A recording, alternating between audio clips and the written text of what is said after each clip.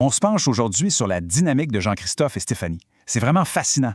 On a affaire à deux vrais leaders. Alors la question se pose, sont-ils partenaires ou rivaux?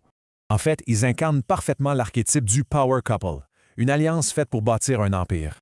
D'un côté, la vision créative du lion, Jean-Christophe. De l'autre, la structure du Capricorne, Stéphanie. Et la numérologie vient confirmer ça. Le 4, le bâtisseur, et le 8, le pouvoir. Ils sont là pour construire. Mais leur plus gros défi, il est sur le plan émotionnel. Leurs besoins sont complètement à l'opposé. C'est ce qu'on appelle le grand écart émotionnel. Et tout ça, ça vient de leurs lunes respectives. Lui, il a besoin de parler pour se sentir en sécurité. Elle, c'est tout le contraire. Silence total. La solution, c'est ce protocole de crise. C'est un peu comme un traducteur pour comprendre l'autre.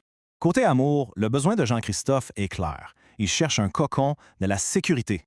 Et Stéphanie, c'est l'inverse. Elle a besoin d'espace, de liberté, d'aventure.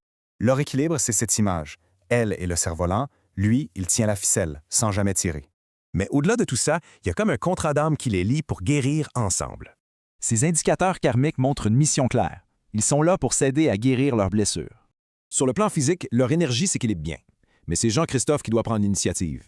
OK, mais leur vrai super pouvoir, leur plus grand atout, c'est leur connexion intellectuelle. Son côté analytique complète parfaitement sa vision. On pourrait dire qu'ils sont de vrais meilleurs amis mentaux.